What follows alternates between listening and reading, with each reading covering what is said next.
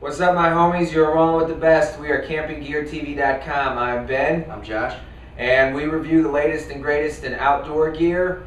But today we got something a little special. We are having the first installment in our interview series. Yep. And what's that about? The interview series, we're going to try and bring you once a week somebody new, somebody inspiring that's doing cool things outdoors, or a gear company that we think has a cool story, something to talk about. So that's what it's about. Yep, and we announced that back in our last episode, and we also made the announcement that starting in 2011, we are going to be giving away gear every single week. It's only a couple months away, so be sure to come back. Yep, we got a lot of some free stuff. We got a lot of gear that we've been getting in, and we need a place to put it. So we figured we'd put it in your hands. So keep watching videos, and when 2011 hits, make sure you're keeping up to date with us to try and get some of that gear. So without further ado, today's interview is with Rachelle Kuramoto, who is the Director of Marketing and co-founder of Kigo Footwear, who you might remember from an episode a couple weeks back.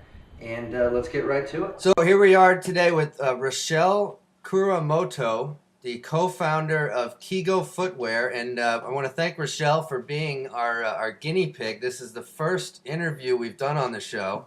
And just a little bit about what we're doing. We're starting a new thing where every week we're going to be talking about, and interviewing people that are doing cool things outdoors, making a difference, and then also companies that are making a difference, and companies that are doing innovative things outdoors. And both Rachelle and her company fit that mold. So thanks for being here, Rachelle. And what is Kigo? Well, Kigo is a line of sort of minimalist footwear, and we're being very careful to distinguish between barefoot and minimalist because really we're not truly barefoot. What we've tried to do at Kigo is to develop a line of footwear that is really versatile. It offers enough protection and durability that you can wear it outdoors for a variety of activities. It's great in wet and dry conditions, but it's also really stylish enough and comfortable enough that you could wear it for your lifestyle wear, just around town, to the grocery store, whatever. Sure. So for people that maybe aren't as into the shoe industry as others, what does minimalist footwear mean? Minimalist footwear is sort of nothing but exactly what you need. So, you've got a nice, durable, puncture-resistant outsole. You have an upper, which is the top part of the shoe that's going to stretch and breathe and be comfortable. But there isn't a whole lot more than that. There's a lot of flexibility to the shoe, so your foot is able to move the way a barefoot, should. So, if you're out running around or you're on a trail or whatever, it's almost like being a kid again, running around barefooted, but you're protected. So there's nothing but what you need on your feet. Right. And is it true that it can be used as defense against bears? Oh, heck yes. But you have to have a really good aim. Right. I thought maybe like a stern slap across the face. Yes, definitely. Do the trick. I've tried the throw and run method, and that works. But yeah, that sounds good too. So tell us a little bit about how the company was founded, because I think that story is pretty integral to what your products are all about too. It is. This was a few years ago, and my partner Jan had been out skiing. She's fortunate enough to have a place out in Colorado, and so she'd worn her ski boots up to the mountain and skied all day and wanted to stay on the mountain to have dinner and hang out with some friends. And all she had were her ski boots. And so she kind of went looking around for something that she could put on her feet. And really all she found was either something warm enough and durable enough that was big and heavy, or something really lightweight that was essentially a slipper.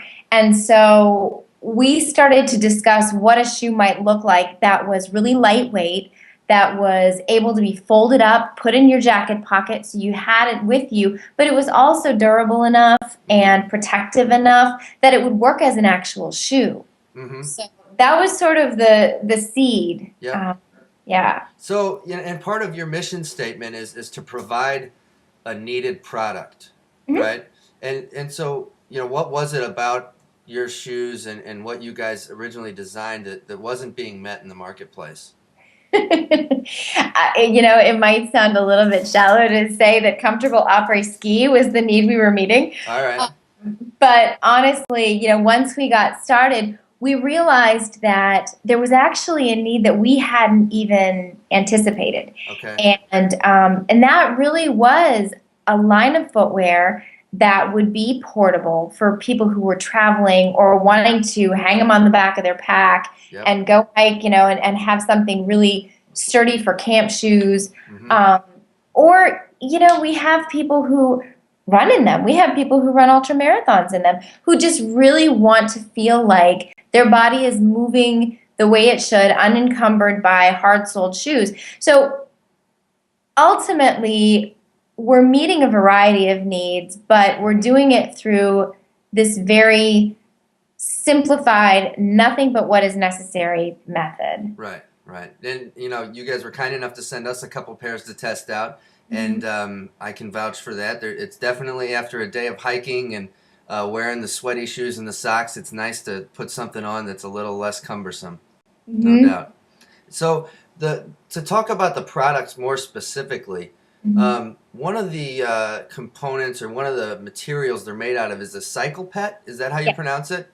That's right. How did you guys stumble into that? I've never heard of it before. And tell people what it's about. Well, I'd love to say we just stumbled into it, but actually we spent about a year and a half researching textiles and looking at different options. And when we got started with Kigo, of course there is that part of our mission statement that says that we're providing a needed product. Right. But there are a lot of shoes on the market, and we really decided that if we were going to do this, we were going to do it responsibly from day one. And there was going to be no greenwashing. There was going to be nothing dishonest about our product. And so we really took the time to research textiles. And we came across Cycle Pet, which is a textile made of post-consumer plastic bottles. So they're broken down, woven into a thread, which is then created, turned into a fabric, and we use non-toxic dyes to color that fabric. And so it's a very interesting, very high-tech process that we're really, really so thrilled to be able to have access to. Right, yeah, it is very cool. I hadn't heard of it, like I said, and to turn plastic bottles into footwear, instead of into something sitting in a landfill is pretty cool. Exactly. Yeah, so your products are sustainable. They're the water and stain resistance thing I think is a big deal. And then your corporate culture as well, though, I think is important because these days people like to not only know that the products they're using are environmentally friendly, but they also like to see that the companies are operating in that way. And I know you guys are, right? We do, yeah, we do.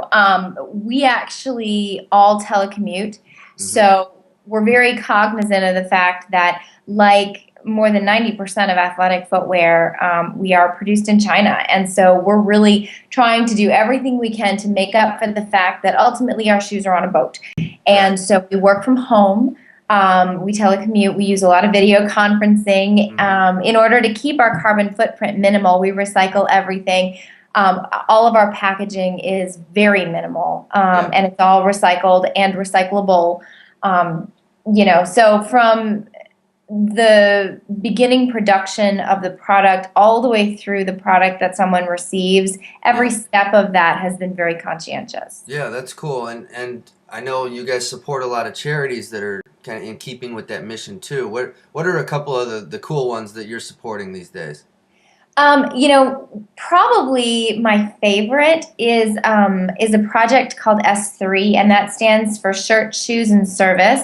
Okay. And S3 is local to Atlanta. It was started here in Atlanta, which is where I am, but it has gone global. We actually did an event in South Africa a couple months ago, and they put on a big race for a group of young people over there, and we provided shoes to them, and it was so cool. It is so neat to make sure that, any extra shoes that you have, they're not going to end up in the landfill.